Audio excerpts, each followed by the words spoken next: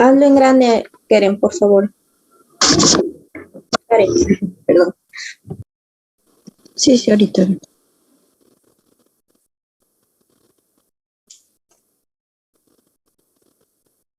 A ver, Karen, usted empieza. Ya vi.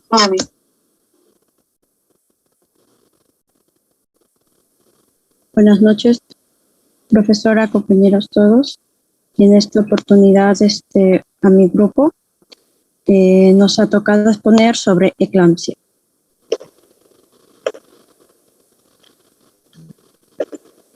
Como definición de eclampsia, vamos a saber que, bueno, es el estado más grave de la enfermedad hipertensiva y, bueno, se caracteriza por la aparición de convulsiones o coma después de la 20ª semana de gestación en el parto o en las primeras horas de posparto, sin que estas convulsiones tengan alguna relación con otras afecciones neurológicas.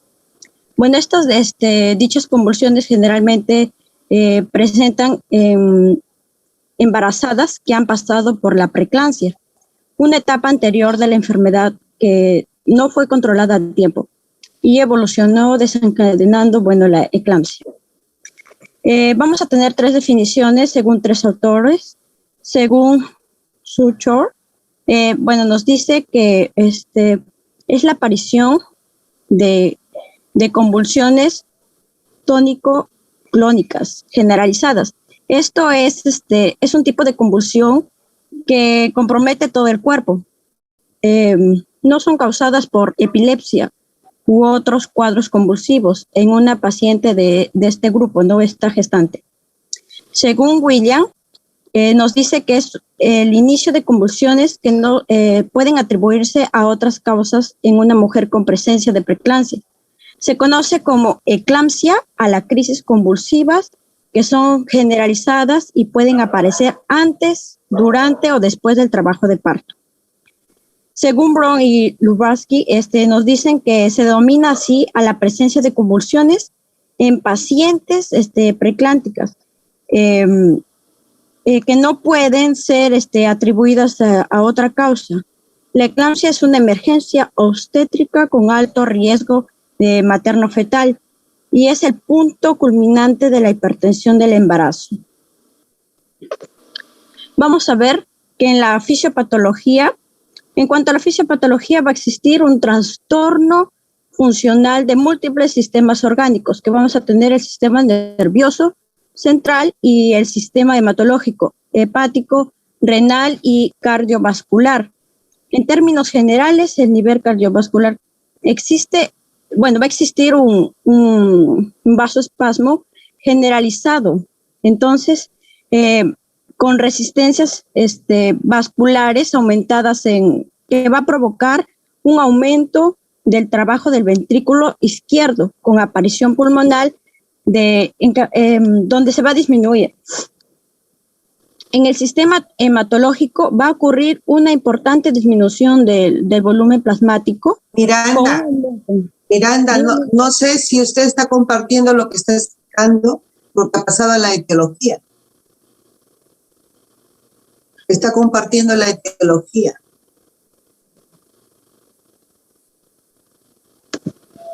No sé si he equivocado las diapositivas. Primero la etiología o la fisiopatología. Ay, disculpe, a mí me parece otra cosa. Ya. En cuanto a la etiología, bueno, se va a caracterizar por la aparición de una o más convulsiones generalizadas, que se va a manifestar de una preeclampsia grave, como dije, a causa de que no se trató antes, ¿no? Entonces, por causa de eso, va a aparecer en el embarazo después del segundo trimestre de gestación hasta el puerperio. Se da por invasión trofoblástica normal en vasos uterinos, intolerancia inmunitaria entre los tejidos placentarios, maternos y feto, por la mala adaptación de la madre a cambios cardiovasculares o inflamación del embarazo normal y también de las influencias genéticas. Como ya venía explicando sobre la Perdón, Yo le pregunto a Neira. Sí que entró Neira, me parece. Neira. Sí, aquí estoy. Neira, la etiología es la misma que en la preeclampsia.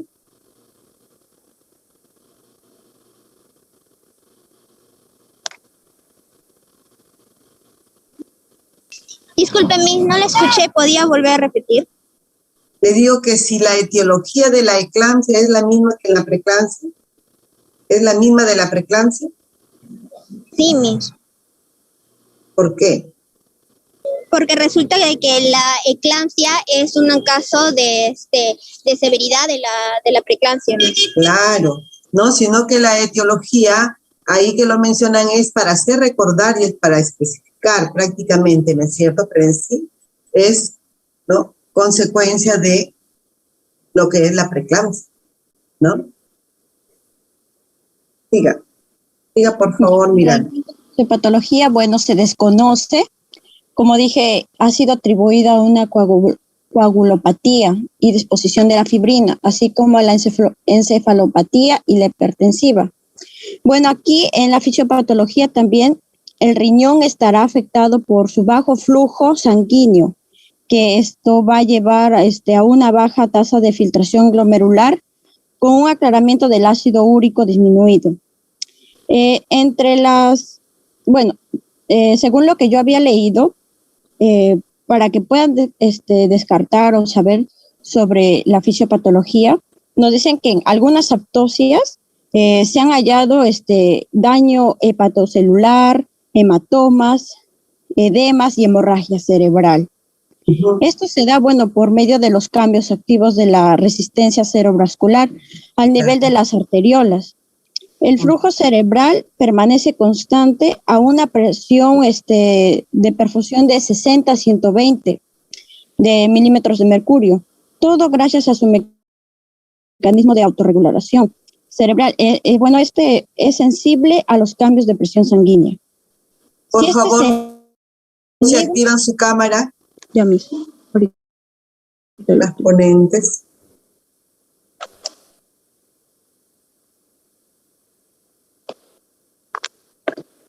Ya aparezco mismo. Voy a aparecer en el dispositivo MIS que está sin audio porque mi audio. Y Neira Ochoa. Neira Ochoa.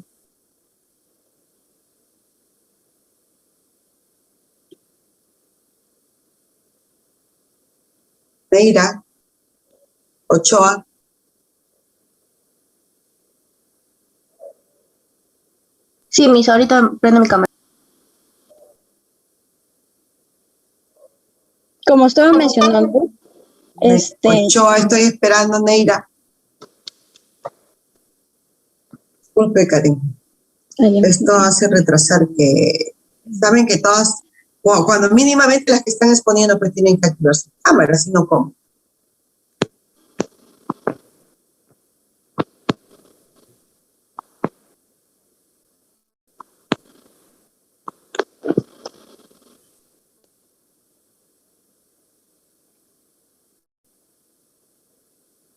Ochoa está muy simpática, creo que está con su uniforme, no se la ve muy bien completo.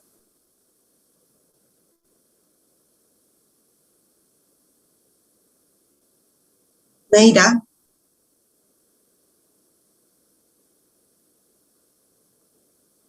Sí, Miss, disculpe, como estoy en la calle, porque estoy regresando como le informé la última vez, por eso es que... Ya, tenga cuidado. Sí, Miss, por eso lo tengo apagada la cámara, por cualquier cosa. Ya, siga por favor, Karen. Entonces, como estaba hablando sobre el flujo cerebral, esto va a permanecer constante a una presión de perfusión de 60 a 120 milímetros de mercurio. Todo gracias a su mecanismo de autorregulación. Esta va a ser sensible a los cambios de presión sanguínea. Si esta se eleva, bueno, se va a producir una vasoconstricción, que mientras que la vasodilatación se presenta cuando la presión disminuye o se excede a los 130 o 150 milímetros de mercurio. Los mecanismos fallan cuando la presión arterial es muy alta. La vasoconstricción compensatoria va a incrementar lo que es el flujo cerebral sanguíneo, lo que va a llevar a los vasos sanguíneos que se tornen dilatados, isquémicos, y con mayor permeabilidad, y así aparecer la exudación del plasma y da lugar al edema cerebral. Entonces, en el caso de la eclampsia, la muerte materna se va a dar por una hemorragia cerebral. Si es que ¿Puede no continuar, Ochoa? Terminó la fisiopatología, ¿no? Ochoa, por favor. Ya, profesor. Bueno, los factores de riesgo que tenemos en la etapa de eclampsia, primero es el embarazo. Cuando el primer embarazo también es una causa, un factor de riesgo para poder llegar a contraer la eclampsia. La historia de preeclampsia previa, también que es el antecedente de una eclampsia. También mujeres mayores de 35 a 40 años o menores de 18 años, las menores porque, bueno, físicamente su cuerpo aún no está preparado y tiene más riesgos, y las mujeres mayores de 35 años también por su edad. También tenemos la historia familiar de preeclampsia, como las madres, la hermana, la abuela. También tener una insuficiencia renal crónica, pesar más de 50 kilos o tener obesidad, y también otro factor es la existencia de enfermedades crónicas como la diabetes mellitus, la hipertensión, enfermedad renal, como lo mencioné, enfermedad ocular, enfermedad vascular del colágeno, o sea, lupus eritematoso sistémico. Siguiente, por favor.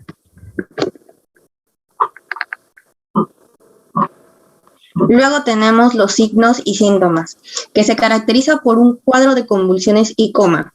El ataque eclámptico suele anunciarse por los síntomas de la preeclampsia grave, que es el dolor en el epigastrio, síntomas neurológicos, trastornos de la visión, confusión, etc. Las convulsiones tienen fases. La primera fase es de invasión. Es de corta duración y es de 10 a 15 segundos. La mujer mueve la cabeza de un lado a otro y tiene contracciones de los músculos superficiales de la cara. La segunda fase es de contracción tónica, que dura de 15 a 20 segundos, y durante ellos una intensa contracción inmoviliza a la paciente en opistótonos, que significa que es cuando la persona por lo general está rígida y se arquea la espalda con la cabeza tirando hacia atrás. Luego, con la boca fuertemente cerrada, también la respiración se paraliza, intensa cianosis, el tronco rígido, como mencioné, y los miembros superiores pegados a él. Siguiente, por favor. Luego tenemos la fase de contracciones clónicas. Bruscamente se pasa a una fase de unos 2 minutos de duración en la que una serie de contracciones y relajaciones musculares producen movimientos de todo el cuerpo. La cabeza y los hombros son lanzados hacia atrás en sacudidas, una espuma blanquecina sale también de la boca, que puede ser sanguinolenta si la usuaria se muerde la lengua. A medida que pasa el ataque, las contracciones van esparciéndose hasta que desaparecen. Y la última fase es de coma. Al cesar las convulsiones, la usuaria, la paciente, queda inconsciente, inmóvil, con respiración esterotosa, y las pupilas muestran una gran midriasis. La duración del coma puede ser muy variable y en su transcurso pueden presentarse pues nuevas convulsiones. La recuperación del estado de coma suele ser muy lenta. La paciente comienza por mirar como asustada a su alrededor, responde poco a poco a los estímulos externos y pues sufre una amnesia completa y muchas veces presenta amaurosis. Siguiente, por favor. ¿Qué significa amaurosis?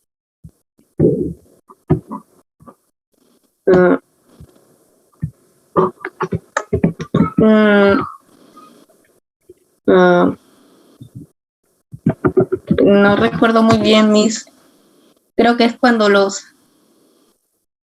es como algo de la vista, algo... Busquen pues en el significado rápidamente, su compañera, ahí en internet, que es amaurosis. Creo que era la pérdida temporal de la visión, Miss. Sí. No estoy muy segura. A ver, un momento. Yo no recuerdo tampoco. A ver, las participantes de la sala, ¿qué han buscado? ¿Están oyendo nada más? Es la pérdida parcial o, bueno, fugaz de la visión por un cierto segundo mismo. Ahí está. Lo que pasa es que los pacientes cuando están en este proceso epiléptico, cuando pasan al estado de coma, ¿no? Y empiezan a despertar, no se acuerdan de lo que les ha pasado, ¿no? Se levanta sorprendido, ¿qué pasó? Dicen, ¿no? Ya, esto es muy importante saber, miren ustedes, que esta es prácticamente la complicación a la que llega la preeclampsia en los casos severos, ¿no? Porque se caracteriza las convulsiones, que no se puede confundir con unas convulsiones de un cuadro epiléptico, ¿no? La epilepsia es una cosa, pues. ¿Cuál es la diferencia? La diferencia es que las convulsiones, la eclampsia es cuando la mujer está gestando, ¿no? En cambio, la epiléptica convulsiona sin que esté gestando. No es un varón loco que lo tiene ya de repente, ¿no? Está en tratamiento prolongado, largo. En cambio es esto, si la paciente es una gestante y está con preeclampsia, nunca tuvo convulsiones, empieza a convulsionar, es una complicación de lo que es la preeclampsia. Y acá tiene sus fases, ustedes no lo ven, cómo se comporta la paciente cuando empieza a convulsionar. Y a veces hasta ella misma lo siente, ¿no? Y uno, a ver, quiero ver más adelante, no quiero adelantar. El tratamiento, dice, de la eclampsia. ¿En qué consiste el tratamiento? Explique el tratamiento. Ya, el tratamiento durante el cuadro, es asegurar la permeabilidad de la vía aérea, evitar la mordedura de la lengua, como en la imagen se ve sosteniendo desde del mentón hacia cabeza hacia atrás, administrar oxígeno, medir la diuresis, para ello colocar una sonda Foley, también limitar la administración de fluidos intravenosos, administrar sulfato de magnesio, administrar medicación antihipertensiva. Siguiente, por favor. Luego tenemos los anticonvulsivos que se utilizan, el control de convulsiones. El sulfato de magnesio es un fármaco ideal, trata y previene las convulsiones y actúa sobre la corteza cerebral bloqueando la neurotransmisión. Es endovenoso de 4 a 6 gramos diluido en 100 mililitros de dextrosa al 5% administrando en 15 a 20 minutos. También tenemos el diazepam, actúa básicamente deprimiendo el sistema de activación reticular en los ganglios basales del centro vulvares. La dosis es de 10 miligramos endovenoso y manteniendo mediante venoclisis efectos secundarios sobre el neonato, que puede ser apnea, hipotonía, rechazo a la succión del pezón. Y también tenemos la fenitoína, que es la prevención de convulsiones, también una dosis endovenosa de 25 miligramos por minuto hasta completar 750 miligramos, continuando con 12.5 miligramos por minuto. Sí, siguiente, sí está bien. Los antihipertensivos es la hidrasalina, un vasodilatador directo por su acción sobre la musculatura lisa arteriolar. Dosis de 25 miligramos por 12 horas hasta un máximo de 50 miligramos por 6 horas. Como efecto colateral puede causar dolor de cabeza, cefalea. El labetalol disminuye la resistencia periférica y evita la estimulación por su efecto beta bloqueador sobre el corazón. Su dosis es de 50 miligramos por 12 horas. Puede elevarse hasta 800 miligramos por día. Metildopa disminuye la resistencia periférica al introducirse en la cadena de síntesis de las catecolaminas y la dosis es de 125 miligramos por 12 horas a 500 miligramos por 6 horas. Como efecto colateral produce somnolencia. Siguiente, por favor. Las complicaciones. Tenemos el desprendimiento prematuro de la placenta, lo que produce la eclampsia puede provocar eso, la coagulación intravascular diseminada, también, como mencionamos, insuficiencia renal aguda, una rotura hepática, un daño hepático, hemorragia cerebral porque afecta lo neurológico también, neumonía por aspiración, edema agudo del pulmón y hemorragia postparto por las convulsiones que sufre al desmayo, ¿no? Todo eso. Siguiente, por favor. Ahí nomás, puede retroceder. Neira. ¿Me escucha, Neira?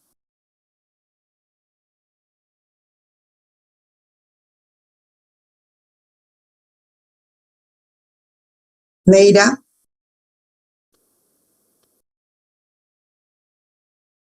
Bueno, les pregunto, cuando nosotros estamos indicando como complicación la rotura hepática, daño hepático, ¿de qué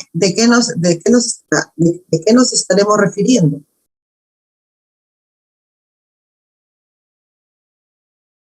¿De qué problema nos estaremos refiriendo allí?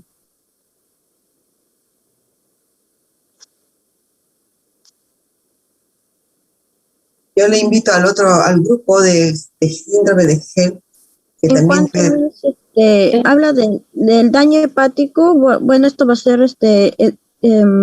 inducido por los medicamentos, ¿no? Esto se va a dar una lesión en el hígado, que esto puede ocurrir cuando se toman ciertos medicamentos, pues lo que le van a dar a la usuaria. A ver, ¿qué opina Ariana? Rodríguez Girón, Ariana.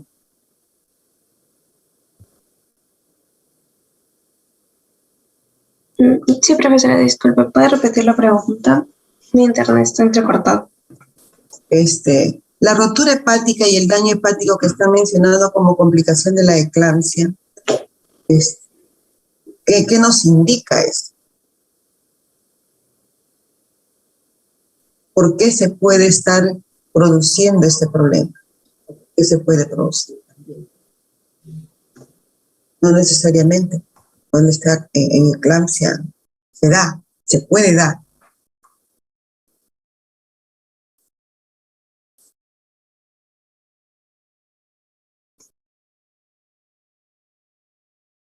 La eclampsia nos está diciendo allí que puede venir acompañada por un problema de síndrome de Gel.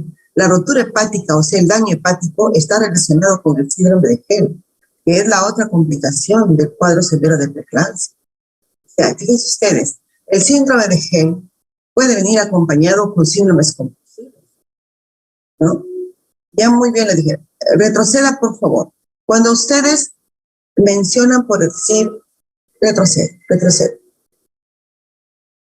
Entre los fármacos para el control de las convulsiones.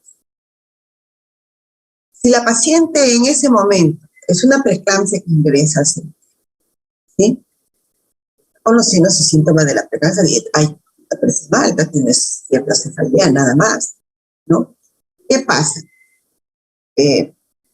Inmediatamente le colocarán el sulfato de magnesio para prevenir las convulsiones. No, va a depender del estado en que se encuentre, de severidad de la preeclampsia, ¿no? Puede ser que esté con una preeclampsia severa, ¿no? Que todavía no haya llegado a la convulsión. Ahí es cuando es necesario instalar el sulfato de magnesio justamente para prevenir ello. Pero cuando, por ejemplo, de repente la paciente está hospitalizada y sorpresivamente empieza a convulsionar, ¿cuál es el medicamento de elección inmediato, ¿no? Para inhibir esas convulsiones? Inmediatamente se le administra diazepam endovenosa, ¿no?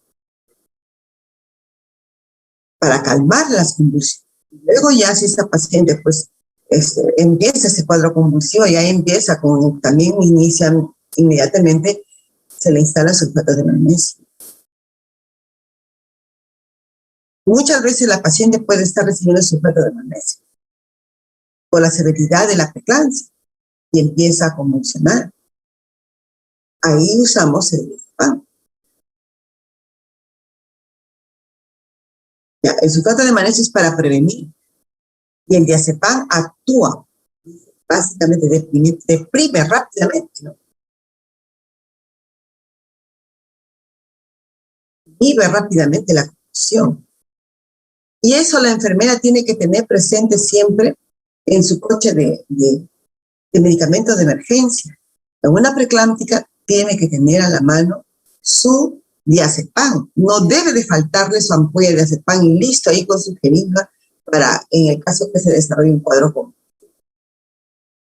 Miren ustedes, muchas veces a veces nos da mucha sorpresa que vienen de sala de operaciones, ingresan y dicen, paciente está con preeclampsia severa, subido a sala de operaciones en calidad de emergencia. Ni siquiera ha llegado a piso, sino que de emergencia no me lo han subido, ¿no? Y bueno, salir producto sería problema, pero no siempre sucede, bueno, sale el problema, pero el problema no se soluciona inmediatamente que sale el producto, sino es progresivo. Ha llegado al servicio la paciente excelentemente bien, ¿no? Con una presión dentro de los parámetros normales, cuando de repente hace un pico alto o empieza a convulsionar. Pues tenemos que tener en mente siempre de que una paciente, una preclámptica, puede convulsionar en cualquier momento. Y los otros medicamentos, miren ustedes, la fenitoína, como le comentaba a mi grupo de práctica anteriormente, era muy usado antes para la preeclampsia. Hoy día ya no se usa la fenitoína. Ya no se usa. Lo más frecuente que se use es el sulfato de magnesio. O sea, la fenitoína ha sido reemplazada por el sulfato de magnesio. Ya son los medicamentos de elección. Continúe. Y los medicamentos, cuando por ejemplo, la presión no quiere ceder, porque son presiones a veces hipertensiones rebeldes, o porque en realidad la paciente era una hipertensión crónica y nunca lo supo, ¿no? El medicamento de elección generalmente es el metildopa. El metildopa se le da 1 gramo mañana y noche, ¿no? Y condicional, a veces el nifedipino, porque está bien que se le administre mañana y noche, pero de repente durante el día, el mediodía, la presión se le eleva, entonces el condicional para bajar la presión es el nifedipino de 10 miligramos.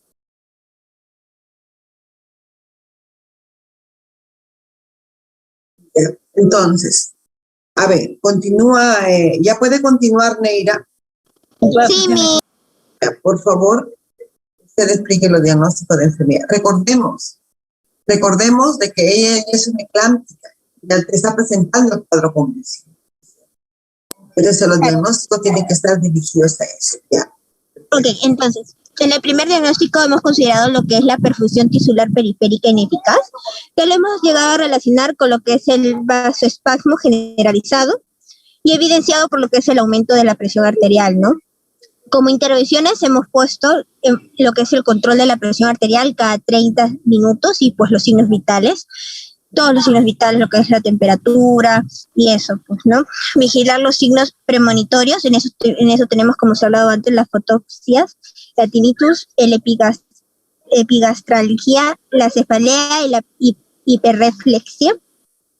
Tenemos también lo que es canalizar la vía periférica, contar en ambiente lo que es el oxígeno, el aspirador, lo que es el tubo de Mayo, los tubos endotraqueales, el bajalenguas, etcétera. También tenemos lo que es administrar el TTO, que el indicado de acuerdo a lo que es el protocolo, lo que es el sulfato de magnesio y la clave azul. Tenemos también lo que son las cámaras con barandales, controlar lo que es con coche de paro y pues vigilar los que es importante el examen de laboratorio, ¿no? Deténgase un momentito ahí. Claro. La perfusión tisular periférica ineficaz relacionada con el vasoespasmo vascular periférico o generalizado, ¿no? Relacionado con, ¿no? Evidenciado por aumento de la presión arterial. Tenemos en cuenta que estamos tratando frente a una preclámptica que aún no ha convulsionado, ¿sí? Porque es diferente tener a una paciente gestante puérpera que está con la convulsión. Entonces, lógicamente que tiene que la perfusión tisular periférica está alterada, ¿no es cierto? Entonces, si La paciente no convulsiona muy bien. Hay un control estricto de la presión arterial. O sea, no solamente de la presión arterial, sino de todos los signos vitales: pulso, respiración, presión arterial, temperatura. ¿Sí? Y muy bien esto, vigilar los signos premonitorios de eclampsia. Estos son los signos premonitorios. ¿Qué son signos premonitorios? Que nos avisan que la paciente puede llegar a convulsionar, ¿no es cierto? Miren ustedes, hay fotopsias, tinnitus, epigastralgia, cefalea, hiperreflexia. Esto de canalizar una vía periférica es muy importante. Siempre se indica de que la paciente se le debe de instalar una vía periférica permeable, clorurada, por si alguna emergencia, ¿no? Y en el ambiente, lógicamente, tiene que haber sí el oxígeno, una aspiradora, tubo de mayo, endotraqueal y baja lenguas, ¿no? Por si en el caso de que la paciente convulsione, e inmediatamente actuar colocándole el tubo de mayo para que no se muerda la lengua, ¿sí? Y de ser necesario, pues hay que colocarle el oxígeno, porque hay un periodo de vasoconstricción donde la paciente deja de recibir oxígeno y de mandar oxígeno para el bebé. Y hay tratamiento indicado de acuerdo a protocolo. Clave azul. Si no está convulsión, si todavía no hay convulsión, no. Porque una cosa es eclampsia y otra cosa es preeclampsia. No hay convulsión, la paciente recibirá el sulfato de magnesio con dosis de impregnación y dosis de mantenimiento, ¿no? Pero ya cuando hay convulsión, muchas veces estas pacientes ya continúan recibiendo sulfato de magnesio, pero son pacientes que de repente pueden necesitar un ventilador mecánico. Y lógicamente tiene que estar la paciente, la preeclampsia severa, en una cama con parantales para que no se vaya a caer en el momento que funciona. El coche de paro, ni modo. Esos son los medicamentos de emergencia que tienen que haber en todo servicio de obstetricia. Y vigilar. ¿Qué hacemos con vigilar los exámenes de laboratorio? No te vamos a vigilar.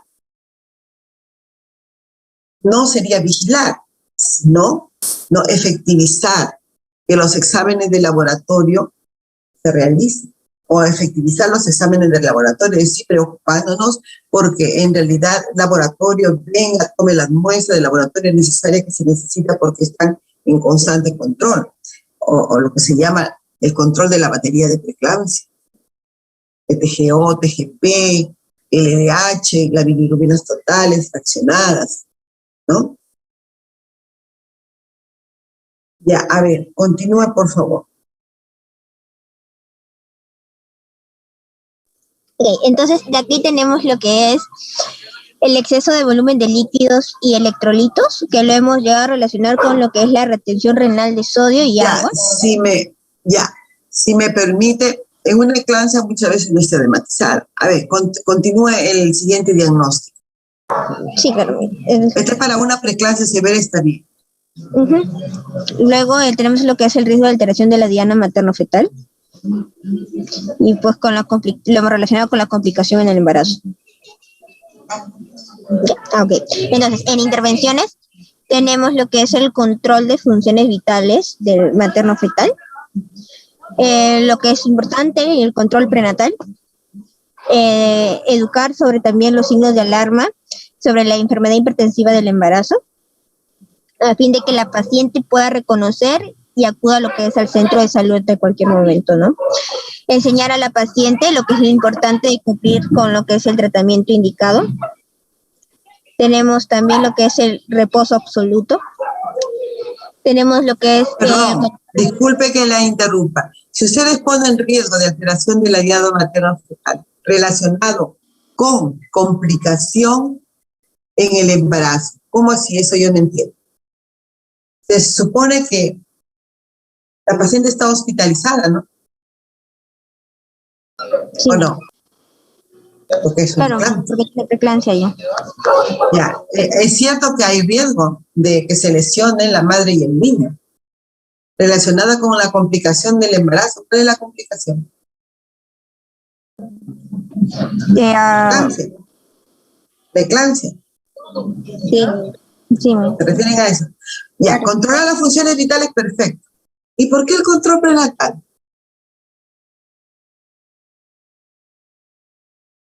En ese momento.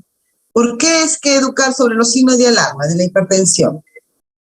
Eso sería antes, ¿no, Miss? En una intervención. Claro, por supuesto, como medida de prevención para el primer nivel de prevención, ¿no? Enseñar la importancia de cumplir el tratamiento. El control de la actividad uterina, sí.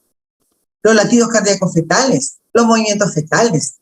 Cada 2 o 4 horas, no podemos decir cada 2 o 4 horas, es cada hora. Todo es la vigilancia o monitoreo materno-fetal en la madre, en los signos vitales, porque se supone que ya en ese estado la paciente está con su sulfato de magnesio, su sondafole, ¿no?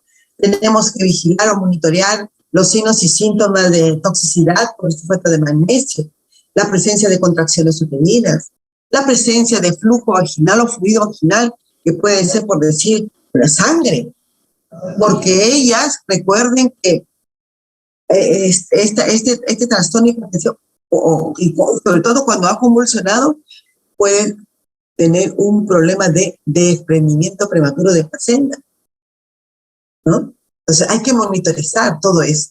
Y en el feto, única y exclusivamente, los latidos cardíacos fetales y los movimientos fetales. Preguntándole a la mamá, ¿siente que se mueve? Sí. Latidos cardíacos fetales, auscultar a latidos cardíacos fetales con el instrumento que tengamos, puede ser un Doppler, puede ser el estetoscopio. Asesorar sobre signos de alarma. A la mamá. No es cierto. No es Lo importante sería entonces también, sí o sí, lo que es evaluar los efectos adversos que puedas tener al momento de... Claro. Controlar la perfusión del tratamiento. Y el anterior hay que redondearlo. Ya, el efecto adverso del sulfato. Mantener el control. El balance hidroelectrolítico. Eso sí. Sí o sí. A ver, continúe. Ya. Bien. Ya, entonces pasamos al grupo o alguna pregunta que de repente tengan que hacer. Alguna pregunta tengan que hacer. Las participantes. Sí, profesora, buenas noches. Tenía una consulta. En el tema del tratamiento, cuando se referían al cuadro, durante el cuadro, algo así decía, ahí está incluido, o sea, mi pregunta es si también se realiza el ABC de los primeros auxilios ante las convulsiones. O sea, si se realiza tal cual igual en las gestantes como normalmente se realizan en otros casos de convulsiones. ¿Qué dice el grupo? Para usted, ¿qué es el ABC, Michu?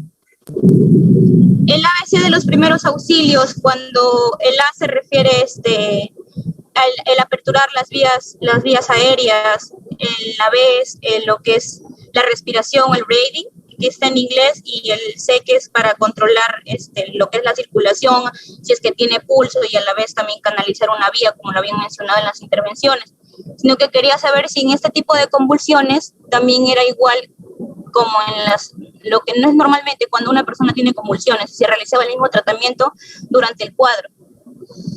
¿Qué dice el grupo?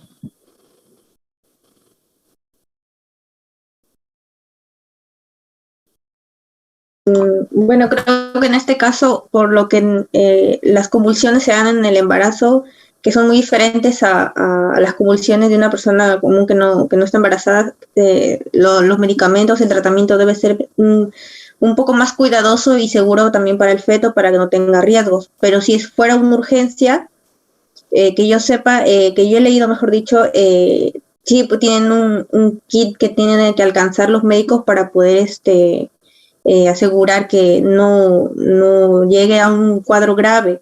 la embarazada, ¿no? Que incluso incluye ¿cómo se llama?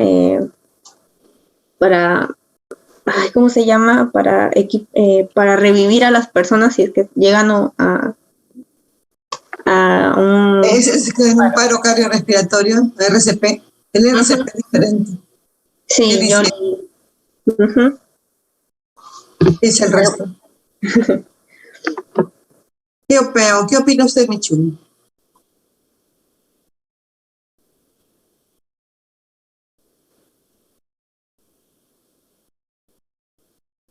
¿Y qué opina el grupo? ¿Qué opina la sala? La señorita ahí en su tratamiento bien claro lo han visto. Si, por ejemplo, comparta lo que dice Michun, el ABC, o sea, aperturar, mantener una vía aérea, la oxigenoterapia y todo lo demás, eso lo está considerado allí en el tratamiento que lo han mencionado, sino que no lo saben diferenciar ni lo han asegurado la permeabilidad de la vía aérea y evitar la mordedura de la lengua, administrar oxígeno, ¿no? Medir diuresis, limitar la administración de fluidos, o sea, aperturar una vía periférica, ¿no? Ahí está, más o menos, sino que no lo han clasificado como el ABC, ¿no? Pero es que es lo mismo. Si la paciente está convulsionando, es igual que como si otra persona convulsionara, ¿no? Y en la que hay que tener cuidado, pero sí mucho más cuidado en la parte del abdomen obstétrica, de que la paciente no se pueda lastimar y de actuar inmediatamente, ¿no?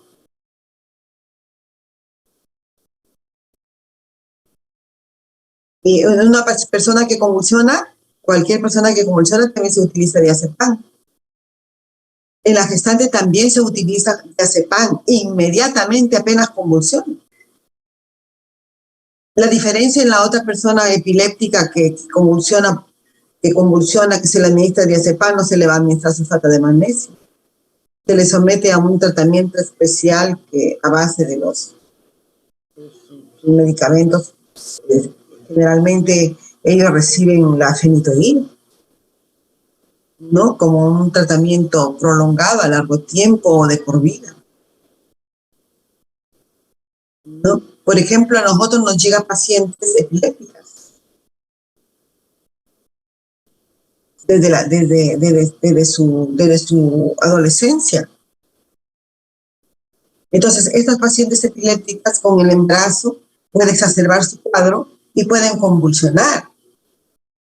Para evitar sus convulsiones, ellas tienen un tratamiento de por vida, que es la fenitoína, que se le administra 1 gramo cada 24 horas, dependiendo la situación del caso y si es que está sobreagregada a un problema de preeclampsia, ¿no? Pero en ellas sí la vigilancia es permanente y siempre tenemos que tener a la vista todo eso, lo que se necesita para tener un ABC, para mantener vías aéreas permeables, no oxigenoterapia. Eso sí que tenemos que mantenerla con una vía periférica permanente, vía clorurada.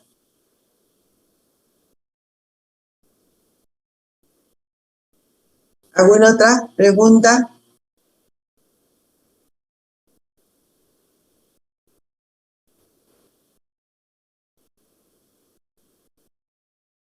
¿Alguna otra pregunta?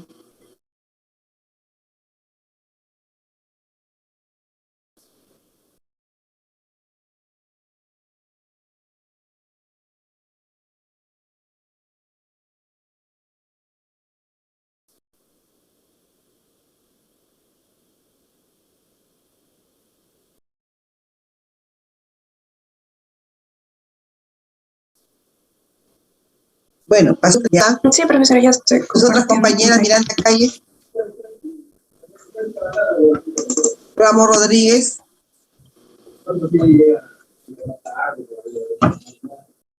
Están, ¿no?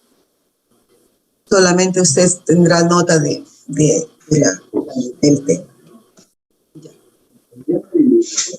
Escuchamos, por favor.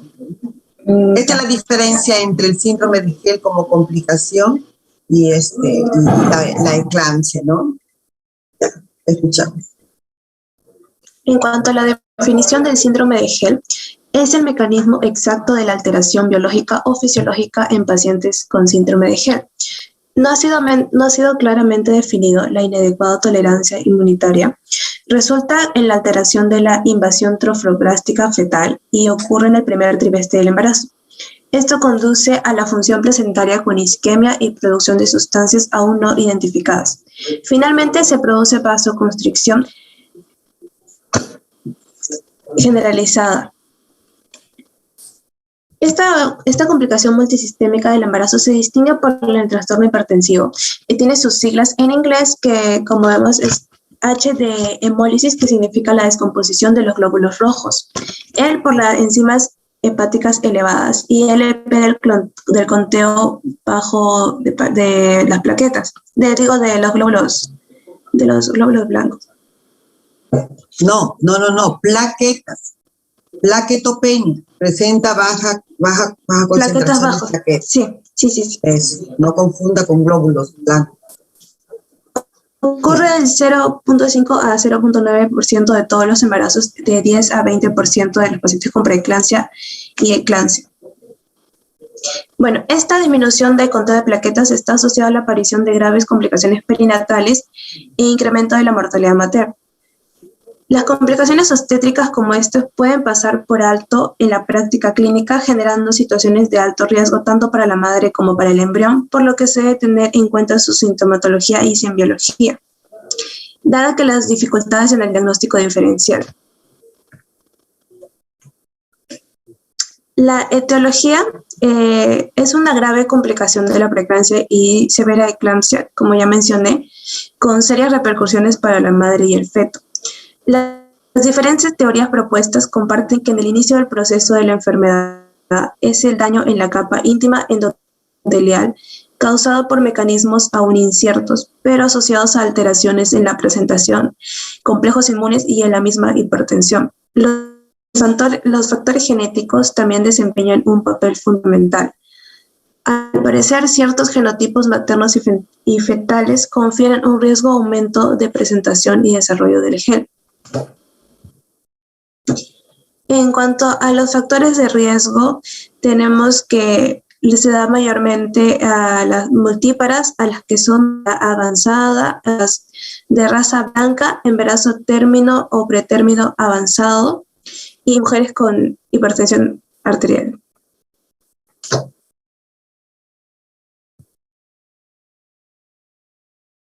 Bueno, en la fisiopatología tenemos que esto se va a producir por una vasoconstricción generalizada formando por microtombos en los vasos pequeños. Se reduce el volumen plasmático y por lo tanto se genera el flujo plasmático en órganos y tejidos. Las alteraciones fisiopatológicas del síndrome de Hell implican la triada invasión anormal del trofoblasto, mala adaptación, función placentaria y alteración vascular materno generalizada. Este fenómeno se observa en los pacientes con preeclampsia y finalmente en mujeres con síndrome de Hell.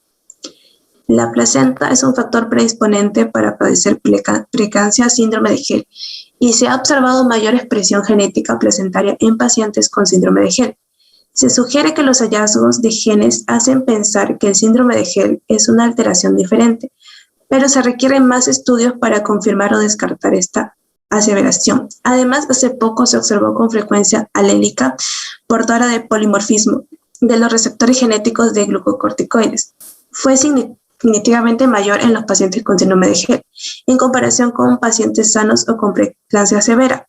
Los signos de síndrome de Hell, hipertensión, proteinuria, elevación de enzimas hepáticas y hemólisis pueden explicarse por la actividad inflamatoria sistémica que afecta la No está avanzando su diapositiva.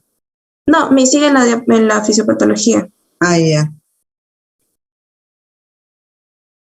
Bueno, la hipertensión con vasoespasmos y alteración endotelial provoca la formación de microtombos en los pequeños vasos, agregación placentaria y necrosis periportal o focal del parénquima de los hepatocitos.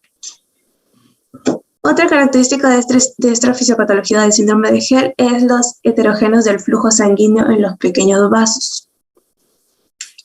El flujo heterogéneo afecta mucho más en la oxigenación del tejido que aquel flujo reducido pero homogéneo. Sus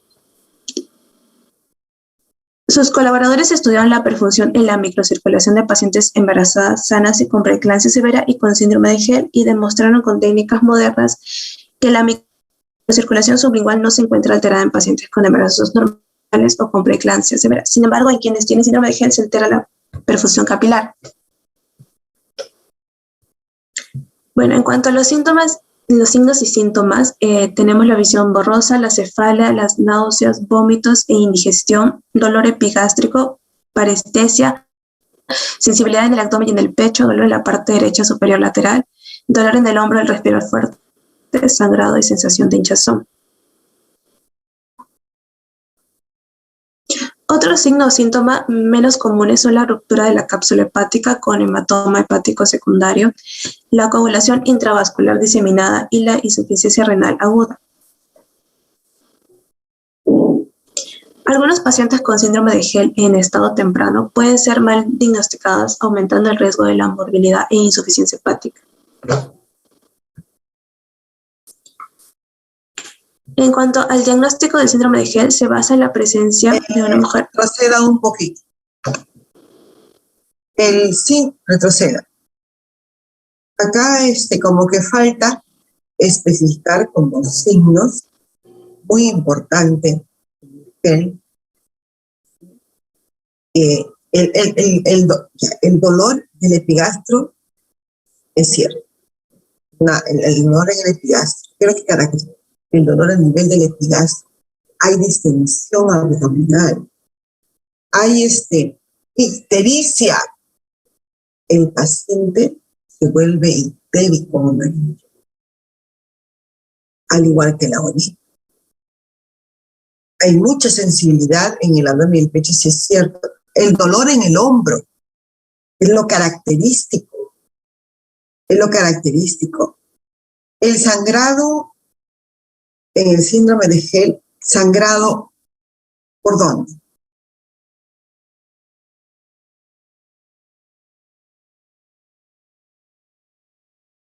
No se puede considerar como signo, por ejemplo, la ruptura hepática porque no lo vemos. Pero sí es un síntoma que se manifiesta a través de puede manifestarse a través de la epigastralia. Y fíjense ustedes, la cápsula de Gleason puede, como quien dice, explotar una hemorragia interna de hígado. Otra cosa es, hay plaquetopenia, ahí como usted misma lo ha dicho en las siglas, la plaquetopenia, ¿qué cosa es? ¿Cómo se manifiesta la plaquetopenia? Cuando las plaquetas están bajas en el cuerpo de la gestante, se pone, pero un sinnúmero de pequeños y también lesiones equimóticas. Hay equimosis, todo su cuerpito se vuelve así como cuando a uno le golpea por diferentes zonas del cuerpo. Es una complicación muy grave donde pone al paciente en estado crítico, lo lleva a un ventilador mecánico. Es de mucho riesgo, hasta de muerte en la paciente, a ella y su niño.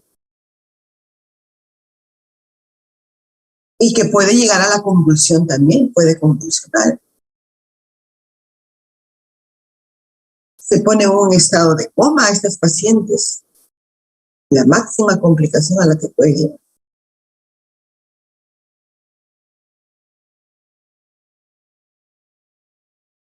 No, las enzimas están elevadas, la TGO, la TGP.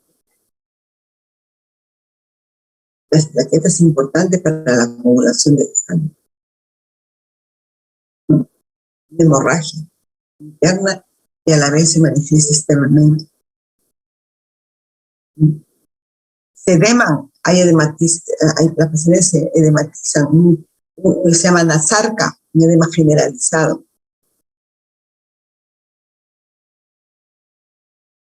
A ver, continúe.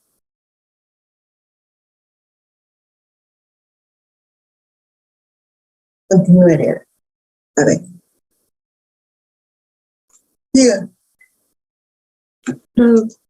En el diagnóstico de síndrome de Gell se identifica normalmente en pacientes que presentan la preeclampsia severa. Se basa en el reconocimiento de parámetros de laboratorio característicos, hemólisis, enzimas hepáticas elevadas, trombocitopenia. Así es. Ya. El sistema de Martin o Mississippi clasifica la enfermedad en 3 grupos en función del número de plaquetas: trombocitopenia moderada, severa, con plaquetas de 10.000 litros o menos; disfunción hepática mayor a 70 unidades; evidencia de hemólisis con un extendido de sangre periférica anormal, además de las enzimas mayores de 600.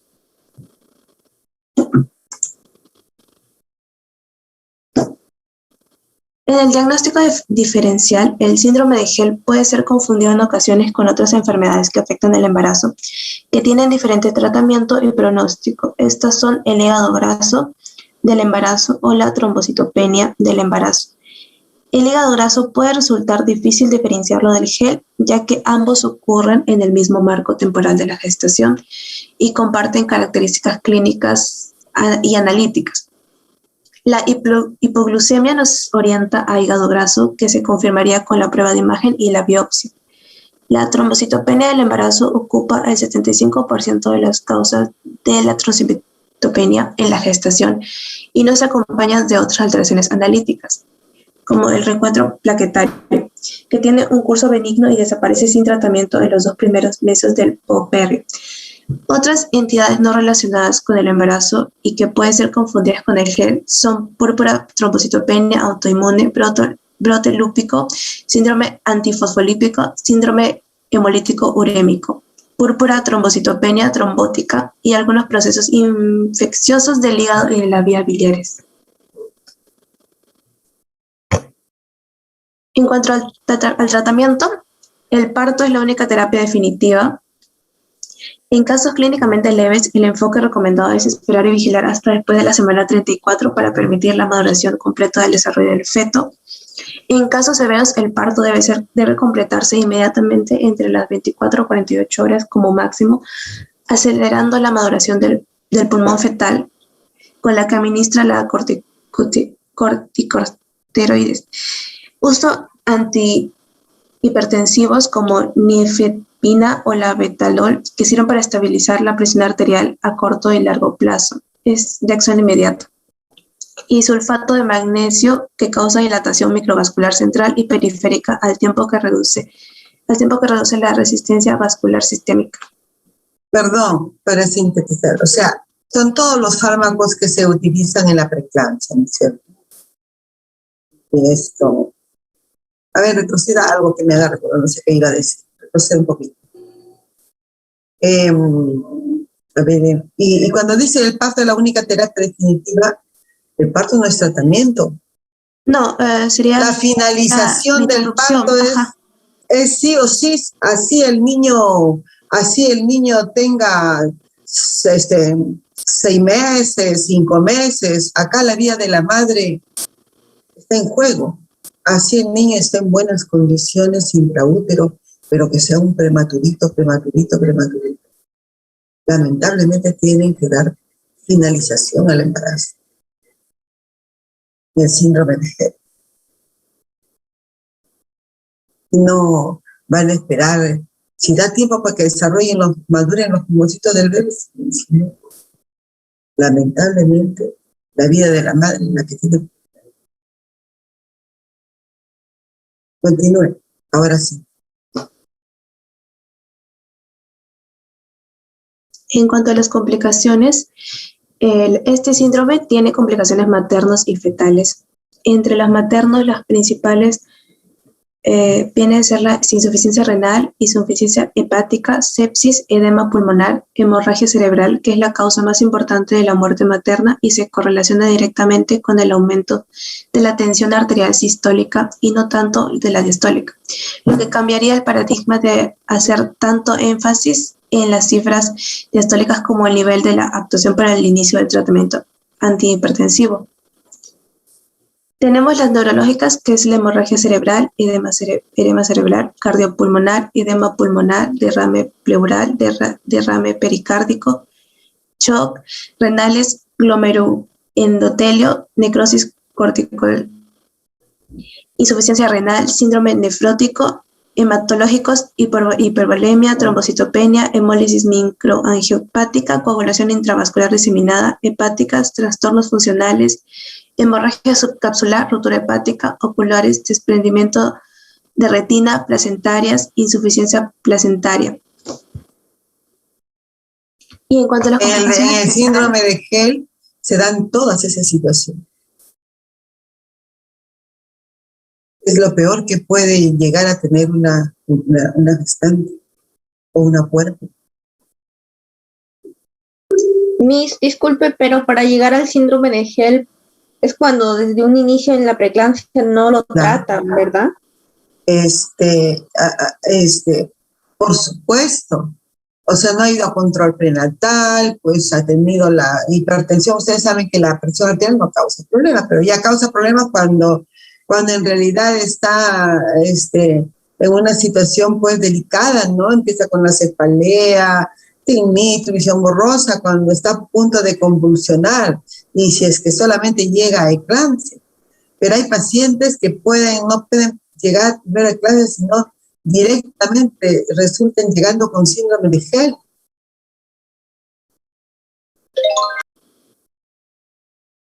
Con el síndrome de HELP es la complicación más severa que puede existir.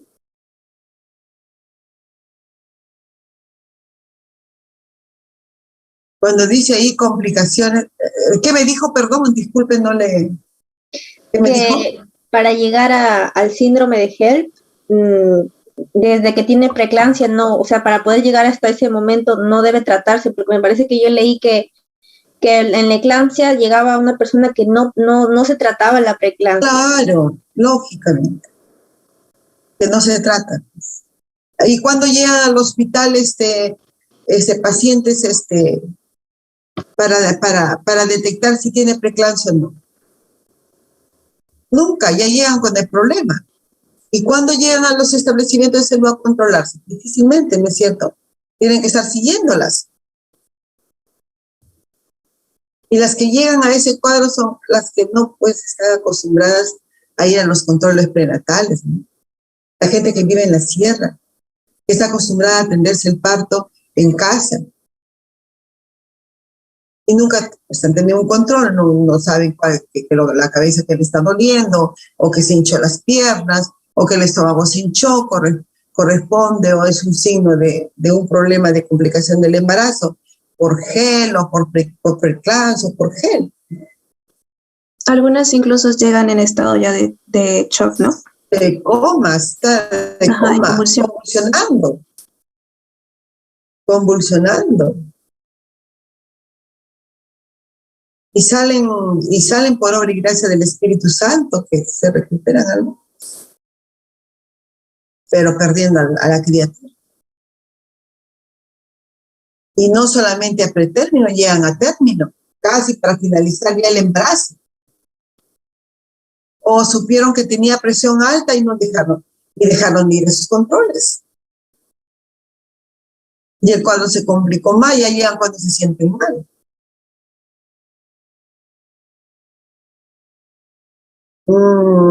Entre las complicaciones fetales son a largo plazo, pues, ¿no?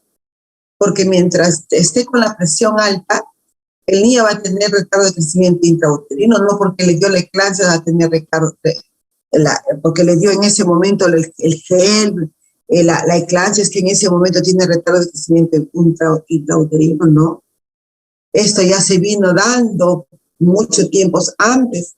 Recuerden de que la preeclampsia y vasoconstricción vascular periférico que impide una adecuada circulación de sangre, pues, de la madre al feto. Entonces, ese niño, pues, no recibe los nutrientes adecuados, ¿no? Va a crecer debilucho, con bajo peso. Va a tener un retardo de crecimiento intrauterino. Y, lógicamente, por la edad gestacional en que se termina el embarazo, porque es necesario, de repente es un prematuro. Y dependiendo en qué situación llegó, la paciente de gravedad, de repente ese niño está en sufrimiento fetal, de repente se murió, ¿no? O nace vivo y se muere, y habiendo nacido, muerte neonatal. Hemorragia intracraneal, lógicamente, por la falta de oxígeno, pues, ¿no?, se lesiona su cerebrito. Es el primero que tiene que recibir oxígeno, ¿no? Ya, continúe. Continúe, por favor. Ya, continúe de lo que ya le expliqué, continúe. Bueno, continúe, por favor, continúe. Ya, en la prevención tenemos primaria, secundaria y terciaria. En la prevención primaria consiste en medidas orientadas a evitar la aparición de la enfermedad mediante el control de los factores Sí, causantes. sintéticamente, nada más. Y en la secundaria, el diagnóstico precoz, ¿no es cierto?, de la enfermedad. Y en la terciaria, las acciones recuperativas, ¿no? Continúe la otra diapositiva, por favor. Ya, en los diagnósticos Ya.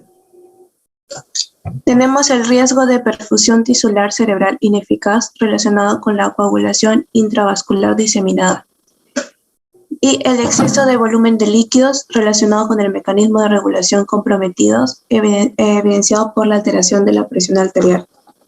Otro diagnóstico, riesgo de detención de la función hepática relacionado con la elevación de enzimas hepáticas. Y por último, diagnóstico de riesgo de alteración de la diada materno-fetal relacionada con complicaciones del embarazo. Por ejemplo, el riesgo de perfusión tisular periférica cerebral, eso ya está declaradito ya en el GEL. No hay riesgo ya. No hay riesgo, salvo que todavía está en preeclampsia severa, ¿no?, sin convulsión y sin gel. El exceso de volumen de líquidos, sí, porque hay un edema generalizado que va a estar relacionado con el mecanismo de regulación que está comprometido, pues. Y el riesgo de deterioro de la función hepática en un síndrome de gel, ya hay deterioro de la función hepática.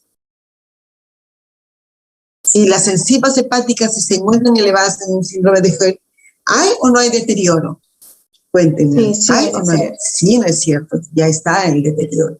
Que puede haber riesgos cuando, por ejemplo, se puede decir riesgo, cuando, por ejemplo, la paciente es preeclampsia severa, y le hacen análisis de laboratorio, están elevadas las enzimas, pero no se le ve ningún signo ni síntoma aparente de ser un síndrome de gel.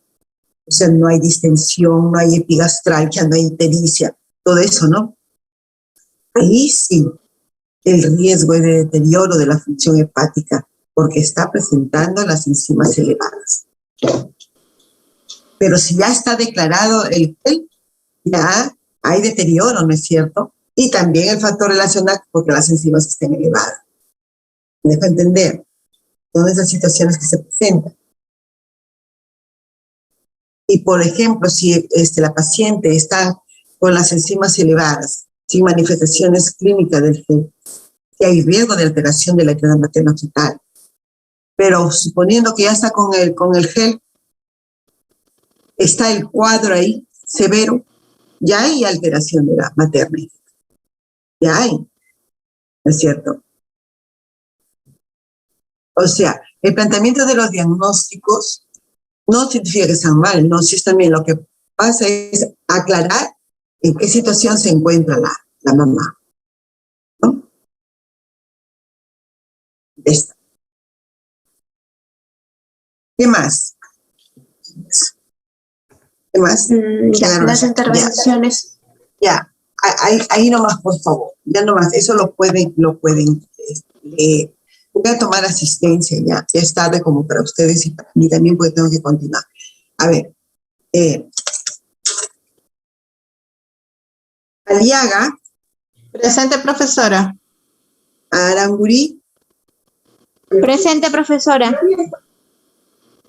Arenas. Ya no viene, ya no.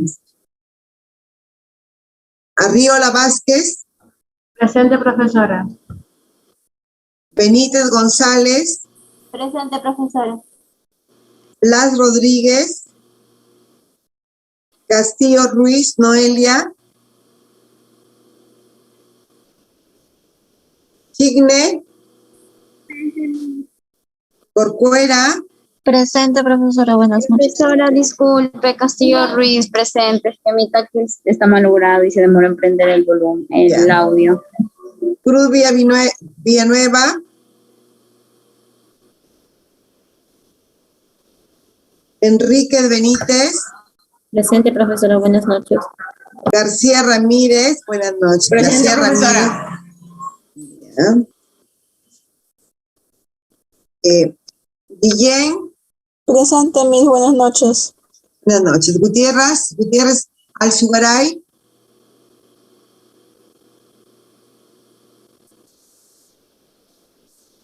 Profesora, Gutiérrez Alzugaray me informó de que se le había ido la luz, ella está por parte sierra ahorita. Estaba intentando viajar a Trujillo para regresarse, pero no, por el tema de las lluvias no ha habido Y a ella no le ha tocado exponer ahora, ¿no? ¿O sí? No le ha tocado. Ya.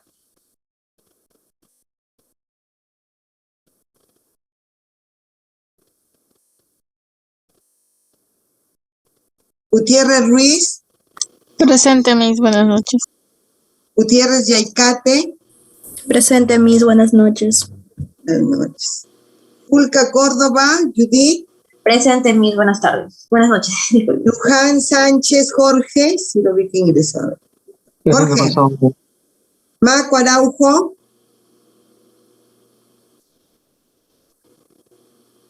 Meléndez. Buenas noches, profesora, presente. Mendoza Delgado. Presente, profesora, buenas noches. Buenas noches. Mestanza Lucano. Presente, buenas noches.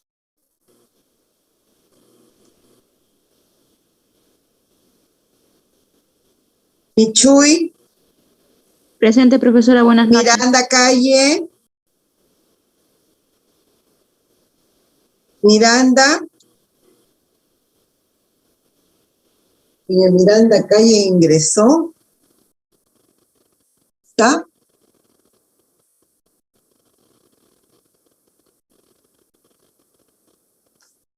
A ver, Benítez. Sí, la escuché, Benítez. Miranda Calle. Miranda Vergara. Presente, Miss. Morales Tocto. Presente, profesora. Neira Guevara. Presente, profesora. Ochoa. Presente, Pajares Miss. Carranza. Presente, Peña Sánchez. presente, mis buenas noches. Ramos Rodríguez.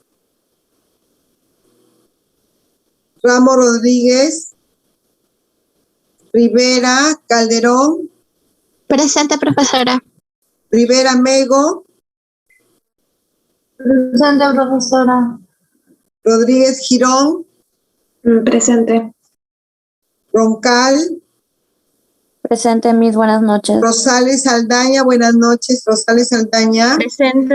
Presente, profesora, buenas Saldaña Solórzano, buenas noches. Saldaña Solórzano.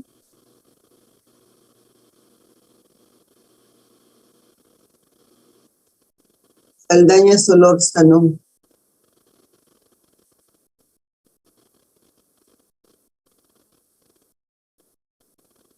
Salinas Cancino.